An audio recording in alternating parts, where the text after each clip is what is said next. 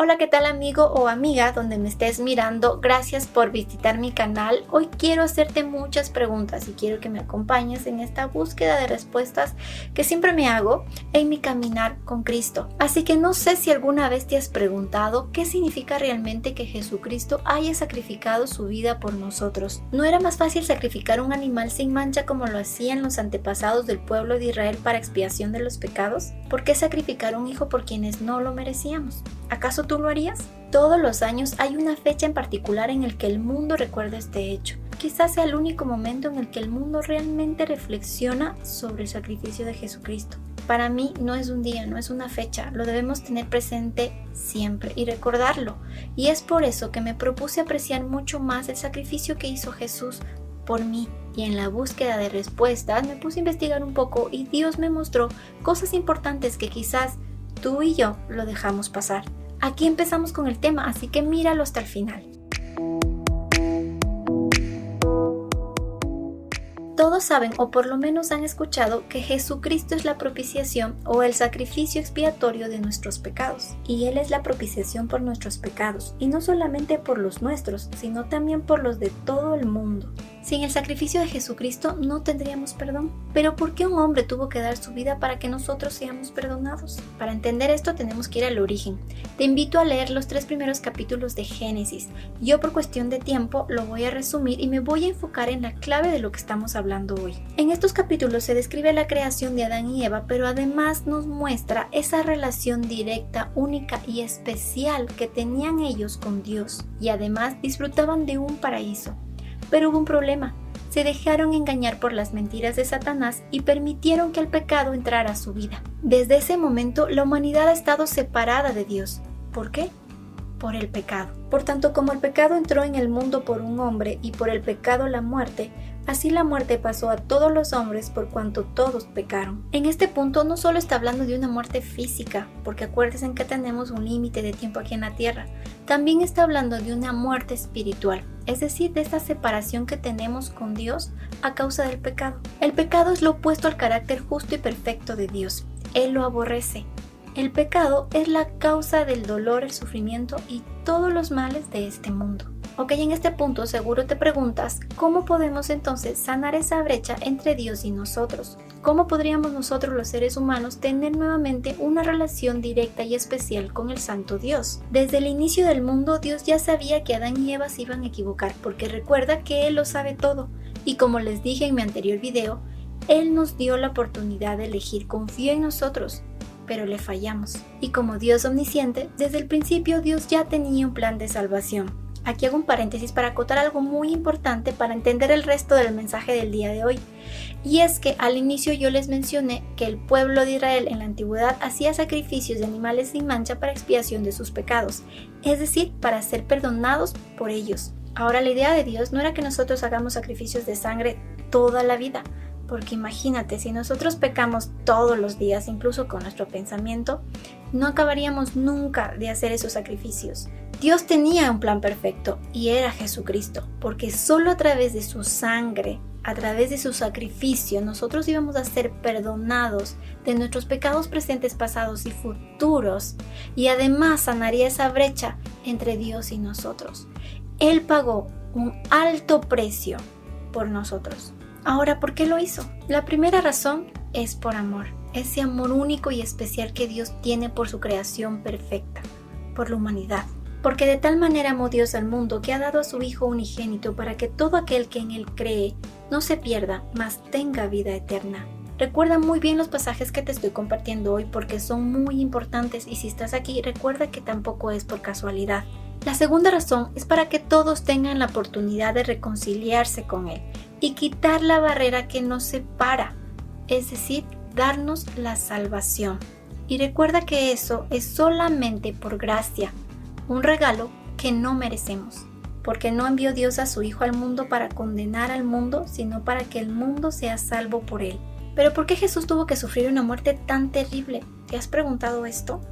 Quizás pudo morir de una manera distinta, tal vez con un infarto o un golpe fulminante, pero no. Dios tenía que enseñarnos algo muy importante. Recuerda que Jesús vivió en un contexto diferente al nuestro. La crucifixión era un método antiguo de ejecución, donde el condenado era atado o clavado en una cruz de madera, entre árboles o en una pared, normalmente desnudo. Era usualmente utilizado para exponer a las víctimas a una muerte particularmente lenta, horrible y pública, para disuadir a la gente de cometer crímenes parecidos. Y es por eso que en la cruz fue donde Dios quitó nuestra maldición para darnos su bendición. Todo lo malo que nosotros éramos quedó en Jesús. Despreciado y desechado entre los hombres, varón de dolores, experimentado en quebranto, y como que escondimos de él el rostro, fue menospreciado y no lo estimamos. Ciertamente llevó él nuestras enfermedades, y sufrió nuestros dolores, y nosotros le tuvimos por azotado, por herido de Dios y abatido. Mas él herido fue por nuestras rebeliones, molido por nuestros pecados. El castigo de nuestra paz fue sobre él, y por su llaga fuimos nosotros curados. Así que, como describe este pasaje, el sacrificio de Jesús empezó mucho antes de ser clavado en la cruz. Jesús fue azotado, golpeado, humillado justo antes de su crucifixión. Isaías profetizó que quedaría prácticamente irreconocible y que sería una de las golpizas más severas que un ser humano iba a soportar. Como se asombraron de ti muchos, de tal manera fue desfigurado de los hombres su parecer, y su hermosura más que la de los hijos de los hombres. Jesús estaba tan decidido en obedecer a Dios hasta el final y cumplir su propósito, que estando en la cruz, se rehusó a tomar una poción para disminuir el dolor de la crucifixión. Le dieron a beber vinagre mezclado con hiel, pero después de haberlo probado, no quiso beberlo. La sangre de Cristo es la victoria y la derrota del enemigo, porque Dios quería para sus hijos la salvación de su alma, la reconciliación, la victoria. Quiso darnos vida y vida en abundancia. De haber afrontado los pecados de la humanidad de una manera superficial, habría sido un perdón sin esfuerzo y habría transmitido el mensaje a la humanidad de que la rebelión y el rechazo a las leyes de Dios no era nada grave. Al mandar a su Hijo para que fuera golpeado y crucificado, el precio de nuestro perdón fue muy grande para Dios. Todo el dolor que Cristo vivió es también un recordatorio del terrible sufrimiento que causa el pecado. Nuestro justo Dios no va a minimizar las consecuencias de ello. Jesús pagó nuestra bien merecida pena. La humanidad se llenó de los hechos y pensamientos más depravados que podía concebir. Según la Biblia, Jesús no únicamente murió por nuestros pecados, Él se hizo pecado por nosotros. El Cordero Santo y Perfecto tomó sobre sí todo lo vil y perverso de este mundo. Al que no conoció pecado, por nosotros lo hizo pecado, para que nosotros fuésemos hechos justicia de Dios en Él. Así que el dolor de las heridas que tenía Jesús no era lo más duro, sino la ausencia de Dios. Él llevó las consecuencias terribles de aceptar el pecado de la humanidad. Recuerden que la santidad de Dios impedía que hubiera pecado en su presencia. Por tanto, el Padre tenía que separarse del Hijo.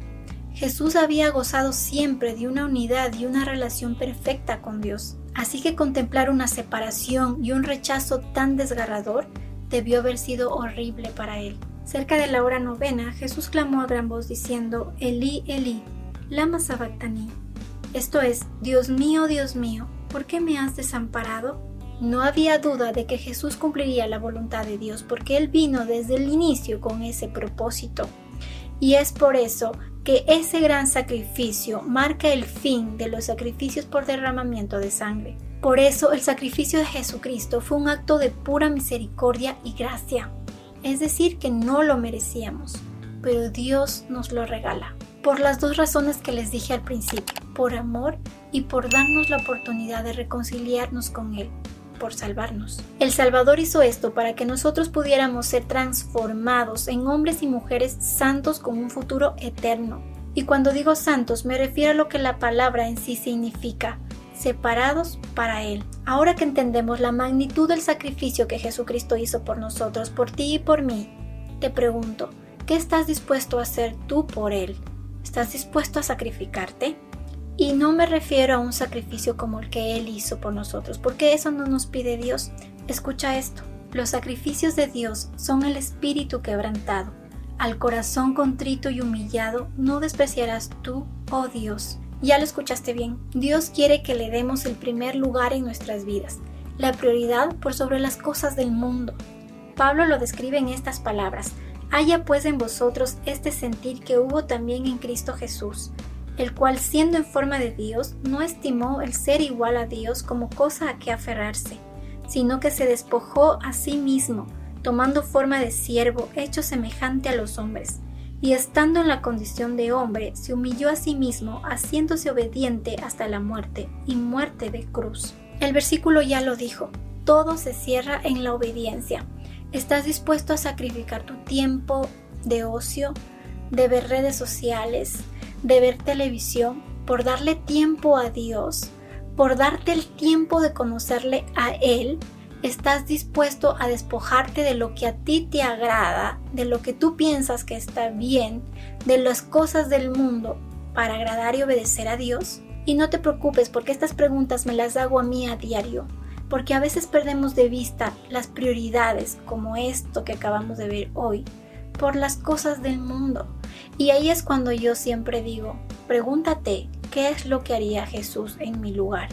Y entonces va a ser más fácil para ti tomar decisiones y dar ese paso de obediencia y fe en Dios. Así que te animo a no esperar fechas especiales. Recuerda siempre lo que Dios hizo por ti y por mí, vívelo.